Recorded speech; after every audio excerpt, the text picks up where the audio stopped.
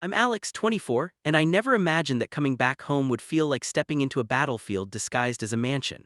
3 years away, 3 years building a life of my own, and now I'm standing at the massive iron gates of the house I once called home. The cold wind brushed across my face, the same wind that used to carry laughter when our family still pretended to be whole. I thought nothing could shock me anymore, but that night when I crossed the threshold of that house, I felt it. The heavy air, the silence that wasn't peace but tension, the walls that held secrets thicker than the winter clouds above. The first thing I noticed was how my father didn't even bother to stand up when I walked in. Robert, 50, powerful, calculating, always the man with the plan.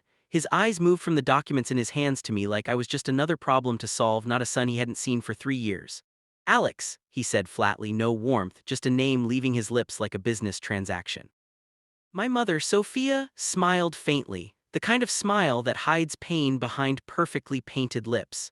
And my brother, Mark, leaned against the doorway with that same smug grin I remembered from childhood, the grin of someone who thought he had already won the game I didn't even know was being played.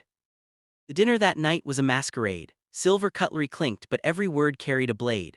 Mark asked me about my work with a tone dripping in sarcasm. Father spoke about the company as if it were a kingdom he was grooming his perfect heir to rule, and that heir wasn't me. I saw the way Mark's eyes glittered when Father mentioned the upcoming merger, the deal that could double the family fortune. Something felt off, too polished, too perfect. My instincts told me this wasn't a celebration of my return. This was a gathering before a storm. After dinner, I walked through the halls, fingers brushing the polished railings I once slid down as a boy.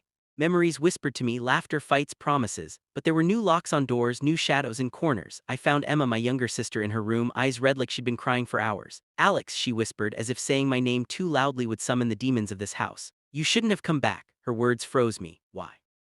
She wouldn't say more, just begged me to stay quiet, to pretend everything was fine. But I couldn't. I had seen that look before, the look of someone trapped. The next morning, Father called me into his study. Papers spread across his desk like war maps. The company needs someone who understands loyalty, he said. Mark has proven himself. There it was, the first knife. He wasn't offering me a position, he was warning me, stay out of the way, but why call me back at all? Why drag me here if I wasn't meant to be part of it? That's when I saw the document he tried to hide, a transfer of assets, property, shares, my mother's shares. Gone. Signed over without her consent, or did she give in out of fear? I confronted her later and she broke. Tears smeared her mascara as she whispered, he made me sign it, for the family, he said, for our future. No, it was for his future, for Mark's crown, and where did that leave Emma? I started asking questions around the staff, the few old faces still loyal to me. Whispers painted a picture darker than I expected. Mark was planning to sell part of the company to an outside investor, one known for stripping assets and leaving families ruined. And Father was helping him because in Mark he saw himself ruthless, obedient, without a conscience. Days passed like loaded guns on a table, everyone pretending they weren't there, everyone knowing someone would pull the trigger soon. I watched Mark take phone calls late at night, watched Father leave documents out for him, watched my mother shrink a little more each day. Emma avoided family dinners, claiming headaches, but I knew she was hiding something bigger. One night I followed her. She met a man at the back entrance, someone Father despised, a journalist. She handed him an envelope. My heart raced. Was she trying to expose them, or was she being blackmailed? The rain that night smelled like truth. I confronted Emma, demanded answers. She broke down. They're selling everything, Alex, they're leaving us with nothing, and they want me to marry one of their partner's sons to seal the deal.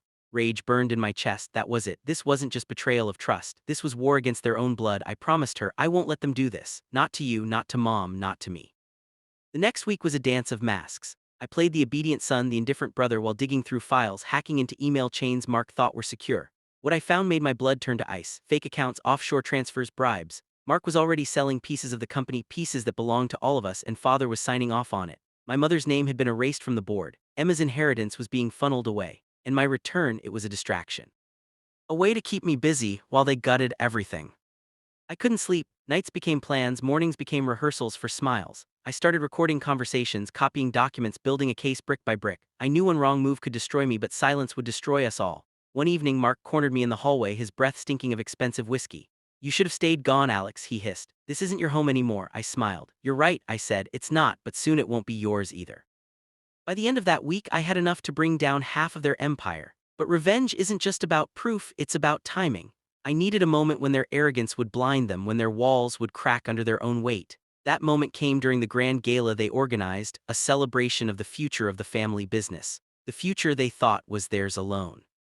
As I stood in that glittering hall watching them toast to their stolen victory, I felt the first real calm I'd felt since coming back. Because I knew the storm had already started, they just didn't see it yet. I had the keys, I had the truth, and soon the house that tried to bury me would become the stage where they buried themselves. The next morning I woke up before dawn, the house still asleep, shadows stretching across the marble floors like dark fingers. I couldn't shake the words Mark had thrown at me. "You should have stayed gone." They rang in my ears like a warning and a challenge. I wasn't going to stay gone, I was going to stay and make sure he wished I had. I started with the staff. Old Thomas, the groundskeeper, had been here longer than any of us. He'd seen more secrets buried under this house than anyone dared to whisper. I found him by the greenhouse, cigarette smoke curling through the cold morning air. "Thomas," I said, keeping my voice low, "what are they hiding?" He hesitated, looked over his shoulder like the walls had ears. "You didn't hear it from me," he muttered, "but your father's signing things behind everyone's back. Mark's been bringing in strangers, men in suits, no records, no names." That was enough. Pieces of the puzzle were sliding into place. I needed proof, not whispers. I broke into Mark's office that night. Well, broke is a strong word. I still remembered the old lock combination. Inside, I found contracts, transfers, encrypted files. It wasn't enough to expose them yet, but it was enough to see the shape of their betrayal. Offshore accounts linked to companies that didn't exist, money flowing like blood through veins they thought no one would trace. Emma avoided me for days. I knew she was scared of what I'd do, scared of what they'd do if they found out she'd talked. One evening, I caught her slipping a note under my door. It said only, "Meet me in the old study at midnight." The old study, the one Father had locked years ago after Mother stopped reading in there. I went. She was already waiting, her hands shaking, eyes wide with the kind of fear that eats at you slowly. "Alex," she whispered, "they're watching me, they know I've been talking. Mark threatened to cut me off if I speak again." My jaw clenched. "Then we'll stop playing by their rules," I said. "We'll make our own." That was the night I decided to strike first, not with noise, with silence. Quiet moves, the kind that cut deepest. I copied Mark's contracts onto a drive, sent them anonymously to a lawyer I trusted outside the city. A friend from college, the only person who still believed in me after I left. "Keep this safe," I told him. "If anything happens to me, make it public." Meanwhile, I played the role of the dutiful son, smiled at Father's dinners, clinked glasses at his endless speeches, nodded at Mark's fake confidence. Every word I spoke tasted like ash, but it bought me time. They thought I was broken. They thought I'd come back to beg. They didn't know I'd come back to burn their kingdom down brick by brick. Then came the deal signing, the one that would hand over everything. Father announced it during breakfast as if it were a wedding. "Tonight," he said, "we seal our future." I looked at Emma. Her knuckles were white around her coffee cup. I looked at Mother. She didn't even raise her eyes. I smiled. "I'll be there," I said, and I would, but not as a guest. The ballroom glittered that night. Crystal chandeliers, champagne flowing like rivers of gold, investors shaking hands with wolves. Mark was in his element, sleek suit, fake charm, whispering promises he had no intention of keeping. Father watched from the balcony like a king surveying his conquest. And me, I moved through the crowd like a ghost, planting seeds. I slipped a copy of the incriminating documents into the folder meant for the press release. I whispered to a few key guests, the ones who still remembered the old family name, the ones who hated what the company had become. "Look closer," I told them. "This deal isn't what it seems." By midnight, the whispers had turned into ripples. Investors started asking questions. Papers were passed from hand to hand, brows furrowed, smiles fading. Mark noticed too late. He stormed across the hall, grabbed my arm. "What did you do?" he spat, his perfect composure cracking. I leaned in. "I gave them the truth," I said, "something you've forgotten how to handle." Father dragged me into his study after the guests left, slammed the door. "You've ruined everything," he growled. "No," I said calmly, "I saved what little is left." His hand twitched, the same hand that once taught me how to hold a pen, now shaking with rage. "You think you can take this from me, from us?" I smiled, the kind of smile that hides a blade. "I don't have to, you're doing it yourself." Emma slipped into the study after he left, tears on her cheeks, but this time they weren't just fear, they were relief. "What happens now?" she asked. "Now," I said, "we wait, and then we finish what they started." For the first time in years, I felt alive. Not because the war was over, because it had finally begun. I didn't sleep that night. I paced the cold marble floors, listening to the house breathe, the creaks of its old bones, the whispers behind closed doors. They knew now, Mark knew, Father knew, and knowing made them dangerous. But I wasn't afraid anymore. Fear was the reason I left, now it was the reason I stayed. The morning after the deal collapsed was chaos. Calls coming in, investors pulling out, lawyers circling like vultures. Mark slammed doors, cursed into phones, his mask cracking inch by inch. Father retreated into his office where blinds stayed shut and orders came through clenched teeth. Mother, as always, stayed silent, a shadow in her own home. And Emma started to change. She wasn't just scared anymore, she was angry. At them, at herself, at all of us. Alex, she whispered one night, finding me on the balcony. They're going to blame you, they're going to take everything out on you. I lit a cigarette I didn't even want just to watch the smoke rise into the black sky. Good, I said, let them. The more they focus on me, the more blind they become. Because by then I had a plan, not just to stop them, to dismantle them piece by piece. It started with the employees, the ones Mark had underpaid, threatened, fired without reason. I met them in quiet bars, empty parking lots, the back of a closed cafe. I told them the truth, showed them the papers, promised them a chance to reclaim what was stolen. Some turned away, too scared, too tired, but some listened, some joined. Then I went after Mark's allies, the men he brought into this house, the ones who smiled like sharks. I fed them just enough truth to make them doubt, just enough poison to make them turn on each other. Deals fell through, promises unraveled. Mark started drinking more, Father started shouting more, the walls began to crack. But cracks weren't enough. I needed a break, a real one, and it came one rainy evening when Thomas, the old groundskeeper who'd warned me first, slipped me a folder. Inside, receipts, photos, a letter signed in Mark's own hand, proof of fraud, proof of theft, enough to bury him alive.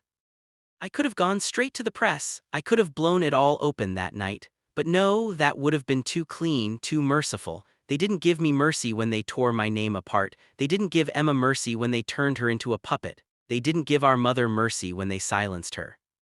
So I waited, I let Mark think he was winning. I even apologized, fake words, fake smiles, fake loyalty. I became his shadow, his errand boy, his silent audience.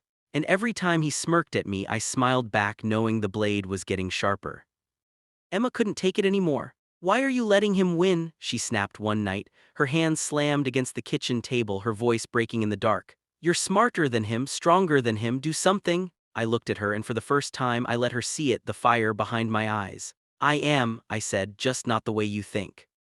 Then came the gala, another one, another show of power. Father wanted to prove the family was still untouchable. Mark strutted in like a prince who'd never been told no, and me, I brought the storm with me.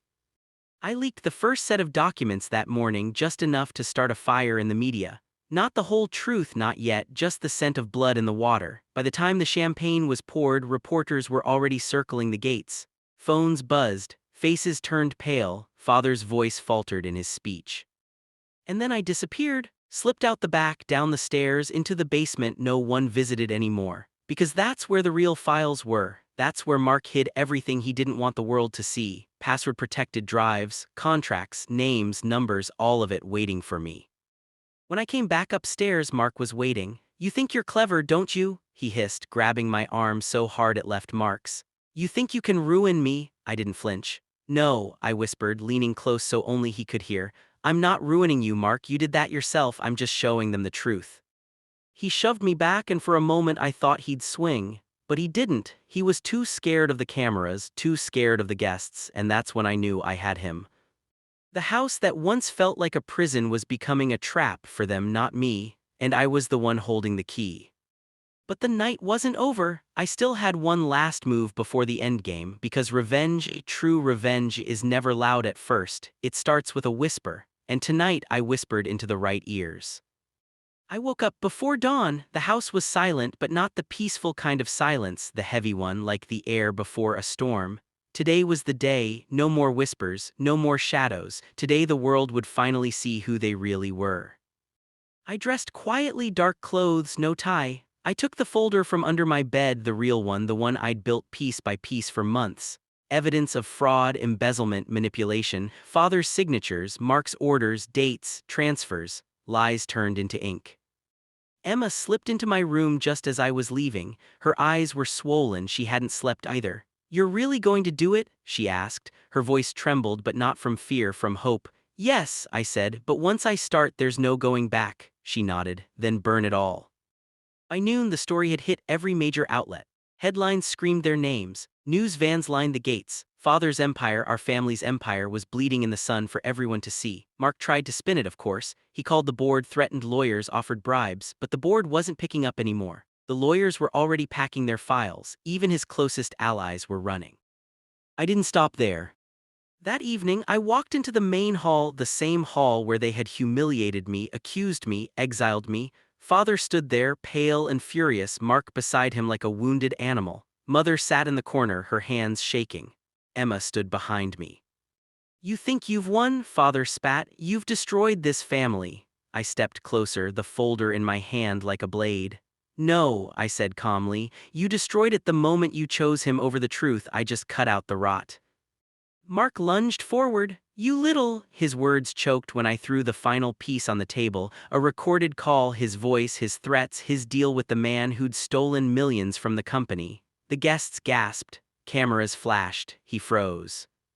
"This is over," I said, turning to the press that had been allowed inside. "The Alex they tried to bury is gone. The truth will stay." The board arrived minutes later. Mark was escorted out by security. Father tried to fight it, but even he couldn't stop the avalanche now. Years of secrets, debts, betrayals, all dragged into the light. By midnight, the company announced a full investigation. Mark's assets were frozen. Father's power crumbled. Emma cried that night, not from pain but from relief. Mother finally spoke, whispering a thank you that sounded more like an apology. And me, I didn't celebrate, not yet. Revenge doesn't taste sweet, it tastes like ash, like something you swallow because you must. But I walked out of that house with my head high for the first time in years. The rain had stopped, the dawn was breaking, and behind me the empire that had crushed me was burning to the ground.